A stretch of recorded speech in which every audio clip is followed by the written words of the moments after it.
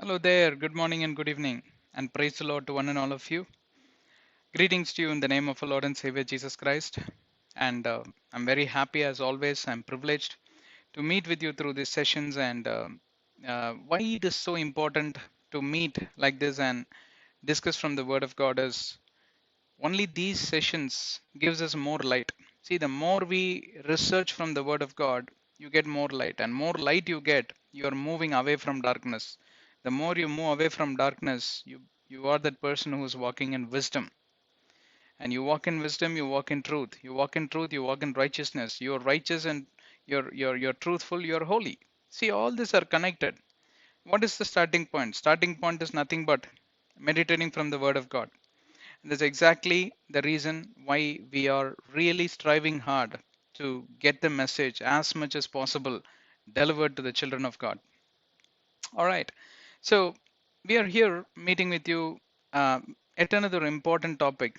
Yeah, through at another important topic, we are trying to convey something very important. Today we are going to discuss on the subject the importance of spiritual deeds. In other words, KJV version calls it as the spiritual vitality, right? It's like a vitamin tablet, you can call it as. What is the spiritual vitality that you need to swallow each day while you are living your life on earth is what we are going to discuss together. Are you all ready? Let's get into the session. Turn your Bible with me to Hebrews chapter 12. Our meditation verses will be from Hebrews 12, verses 12 to 17, is what we are planning to discuss together. But let's see how much we are able to cover in the short span of time. This is a short session, this is not a series, therefore, we will try our best to cover as much as possible. First of all, what is this spiritual vitality? Why it is so vital? Why it is so significant? Why it is to be treated like a, I would call it as a spiritual appetite, right? Every day you have to eat at least one meal. But if you don't eat, 3 meals, perhaps if you're on fasting, fine, God will provide you that energy. And obviously, if you are filled in the presence of God, God Himself will become your appetite and His Spirit will lead you. Don't worry about it. 40 days, 40 nights, Jesus was without food and He was still alive. No problem, right? Moses, 40 days, 40 nights, he was, with God and in His presence filled him. The presence of God itself is an appetite. Now, what is the spiritual appetite? Is nothing but the word of God which travels into our body and it energizes us. It keeps us away from depression. As much as the food that we eat daily and the water that we drink every day is very important for us to stay alive, stay energetic, and and continue to do our daily duties and responsibilities. The spiritual appetite is also very, very important, right? That's why it is called as vital. It's very important, significant for you to live your life on planet earth. Why? Because Christians like you and me, believers in Christ, it's a spiritual warfare. Every single day the devil is readily waiting to devour us, to fight against us, to cheat us, to deceive us. Therefore, the only appetite which could help us to not fall as a prey in the hands of the devil is this word of God and the prayer, right? Now let's see what Hebrew, the author of Hebrew is believed to be as Paul Apostle, but whoever is the author, what he is trying to convey here is what we are going to read together. I just took 2 minutes to set the context why this spirituality is very vital, right? Therefore, strengthen the hands which hang down. What is this? Strengthen the hands which hang down and the feeble knees. Some people know when they tremble, their hands will be almost like, like a dead fish, and their knees will be trembling, it will be shaking against each other. Do not get terrified, is what the author, let's assume Paul is the author of Hebrew. Paul is trying to convey do not be trembling in fear in the midst of situations, in the midst of sicknesses, in the midst of troubles, in the midst of every single problem that you had not anticipated. Unprecedented events, unfortunate events, do not tremble. Sometimes certain events, certain situations in life will shake us. Agreed. We are all human beings. But Bible says in the midst of that, where the word of God as your armor, right? Bible talks in Ephesians 6 and verse number 17, 18. The word of God is the armor, right? Armor means it's like a shield. Six different weapons Bible is prescribing: shield of faith, gospel of peace, breastplate of righteousness, helmet of salvations, and what is that? Couple of more things which I forgot. You read Ephesians 6 verses 9 to 17, you will understand. Using that armor, if you are able to resist the devil, if you are able to overcome the temptation, if you are able to at least endure the temptation for that moment, take some courage, right? The word of God will slowly start to nourish. That's why I told you use the word appetite, right? When you need that appetite, the spiritual appetite, in the midst of situations that are completely against you.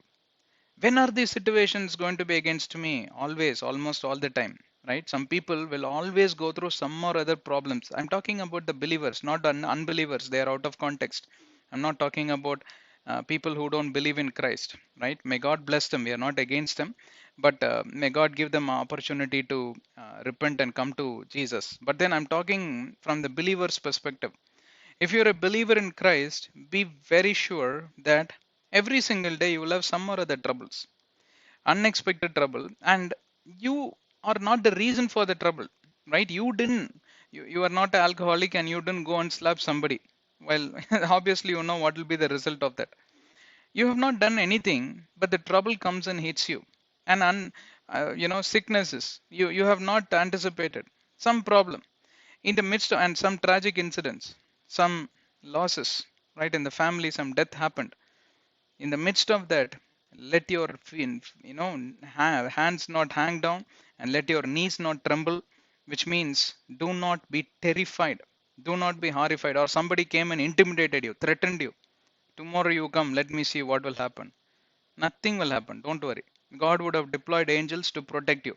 So don't worry about the human beings coming and terrifying you and horrifying you and all that. Don't worry. Or you had a bad dream. The devil is a master in confusing us in the midst of through dreams and visions.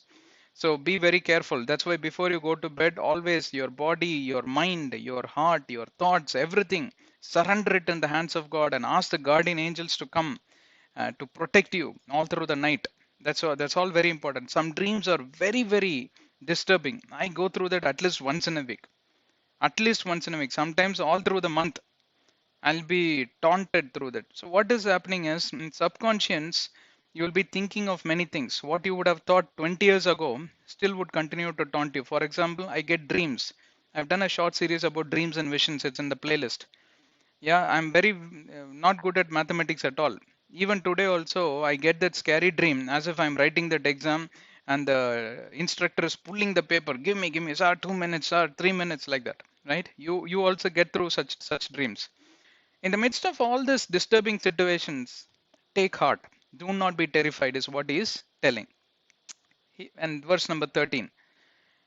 And I'm talking from the concept of spiritual vitality. Why spirituality is important in the midst of troublesome situations. How to take heart from spiritual angle, from a spiritual standpoint, right? As a human being, we all go through every kind of the trembling fear and all that. Nothing to talk about that, because as a human being, you will go through that anyway. But how differently you can behave as a spiritual being is what we are discussing now. Verse number 13, and make straight paths for your feet, so that what is lame may not be dislocated, but rather be healed, right? It's all about feet. When I say feet, means from spiritual standpoint, your ways.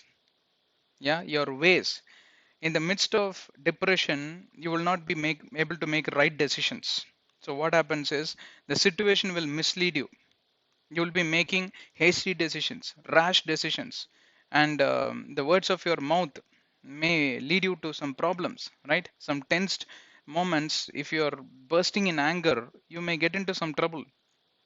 Do not be misled through those situations. Exactly at that point of time is when you should seek God for his guidance and always make a note of it. Verse number 14, pursue peace with all men and holiness, without which no one will see the Lord. I would like to spend little time here. Many people, especially believers in Christ, they are masters in condemning others, especially unbelievers, from the word of God, that too. You have not believed in Jesus, you will go to hell, this and that, and the whole world will be their enemies and adversaries. Please don't get into such arguments. And first of all, that is not right, because Bible says do not count them as your enemy. Second Thessalonians 3:14 to 14:15. Right? If they don't obey the word of God, they are not your enemies, they are your brothers, but don't mingle with them. Abstain from every form of evil deeds. 1 Thessalonians 5:23. But they don't count them as your enemy, but please pray for them, Bible says. Right? If you don't pray, who will pray? If you are not concerned, who else will be concerned? That's why God had shown such a person or brother or sister in front of your eyes that you need to continue to pray, which means you will be at peace in your heart and you will be a peacemaker, right? And some person comes and asks for forgiveness while they have committed wrong against you, you will be peacefully forgiving them, because that would be your attitude. That's where you will make a difference. That's when you are called as child of God, and that's when you can call yourself as a holy person. You will be unholy until then. You want to know more about forgiving others, being merciful, walking in humility, and may your words be seasoned with grace and all that. Read all these verses: Matthew 5:43 to 48, Colossians 4:6, Colossians 3:2, and Ephesians 4:2 and 32, 1 John 4:20, Matthew 6:14, and other verses, what? Philippians 2:3 and 5. All these verses are good enough. You will be able to know what it is to forgive others, right? Then only you are called as holy, and only then you will see the presence of God. Until then, whose presence are you seeing? Evil spirits' presence. The demons are ruling in you, and you carry the Bible, immediately you think the Holy Spirit will come. No, it depends. What is your conscience? What is your attitude? What are you, the doer of the word? You will be tested thoroughly. Only if you are falling according to these doctrines, the evil spirit will move from the, otherwise he will be a big obstruction. He will not allow the Holy Spirit to come. He will be blocking. Hey, no, I'm not allowing you. Okay, so take a note of why it's spiritual vitality. We are talking about from the concept of renew your spiritual vitality, your spiritual appetite. You got to renew. Romans 12 1 and 2. Do not be conformed to the world, but be transformed in your mind and spirit, renewed in your mind and spirit. And verse number 15 says this: looking diligently, lest anyone fall short of the grace of God, lest any root of bitterness springing up causes trouble, and by this many become defiled. Right? If you don't have that peacemaking, it's not a skill, peacemaking attitude, because Jesus walked across the world. Wherever he went, he did good to the people, and 100% of the people were sinners. Acts 10:38, right? Miracle. He healed people and all that. Who you think they'd qualify? They deserve? No. Jesus is able to walk peacefully and love people who have sinned and forgive them. Who are you? What happens is, if you don't walk according to the doctrine, bitterness will develop, hatred will develop, grudge will develop, and you will be murmuring and you will be waiting for a chance to avenge your brother. Take revenge on that sister.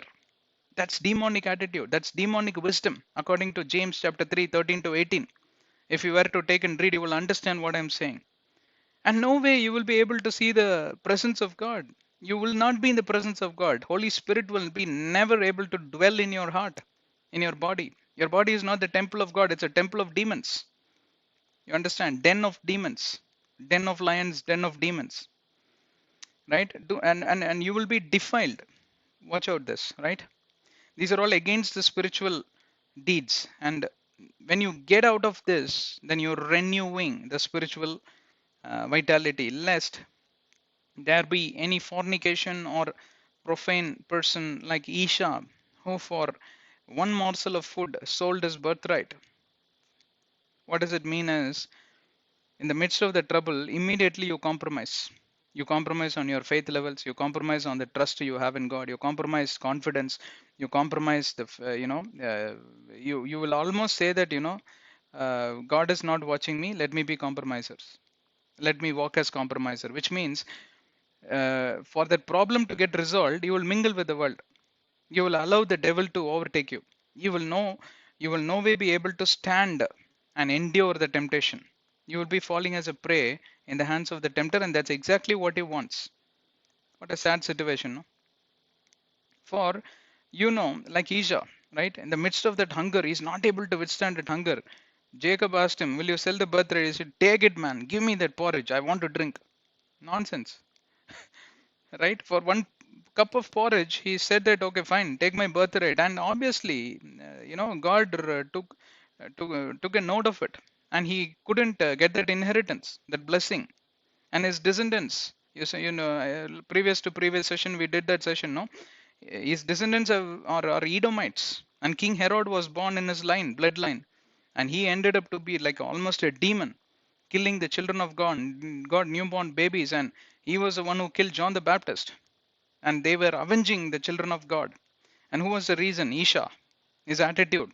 You want to become like Esau? Get married to Edomites and avenge your brethren, avenge the children of God? That's not Christ-like attitude. Sorry. And verse number 17, we discussed that and we will close. For you know that afterward, when he went to inherit the blessing, he was rejected, for he found no place for repentance, though he sought it diligently with tears. Talking about Isha, after committing the mistake, after committing the crime, there is no point, because God would have fled the spot. Holy Spirit would have left you long ago, and God would have said, already I'm done with this fellow. On Psalm 103:9, for the Spirit of the Lord will not strive with the spirit of man forever, neither will he hold his anger forever. Which simply means our God is also having an upper limit for his patience, for his tolerance, for his compassion, for his everlasting mercies. You understand? Forever he cannot be like this. Yeah, there is a limit. But after that limit, God would, will say, get lost. And after that, you go to his presence and you cry, catch his feet, shake his throne. Nothing is going to happen. That is what exactly Isha has done. After having compromised on everything, after having sold his birthright, after having not paying attention to God's laws and commandments, getting married to Canaanites, Edomites, Jebusites, all the ladies, he went and flirted and he went and had fornication. Yeah, adultery. God is not ready to listen. Now see, Isha and his descendants are adversaries to God. In fact, they are in the Bible, but as adversaries to God. But look at Jacob. Of course, he was a grabber, but he stood on the mainline promise to inherit the promised land, as it was told to his grandfather Abraham. And he stuck to that promise. He was always waiting on God, right? And he suffered a lot, right? He was sent away from home. Nobody came in search of him. He struggled there for 20 years under his father-in-law Laban. He was a very shrewd man. But then what happens? Ultimately, God gets him out of that land and he makes him a nation. And this nation enters into the promised land of Canaan. What a mighty blessing, no? This is what Isha had lost. Who you want to be, Isha or Jacob? Whatever. If you obviously you won't make a choice as Jacob, but then you got to renew. You keep renewing that spiritual importance, that spiritual appetite. Every day you need to eat that food to renew your strength and energy. You're all with me? All right. God bless you. Please subscribe to our channel, get access to all our playlist, share it with all your friends, relatives, known ones, dear ones, every one of them, because you should be the instrument to share this good news across the world, right? And subscribe to our channel. Please listen to the videos, right? There are so many Bible teachings available. Never say I know it, right? There will be a new angle to it. Always Holy Spirit talks from different perspectives. Word may look the same, but then different perspectives are going to be revealed. God bless you. I will meet you soon. Vanakkam and praise God.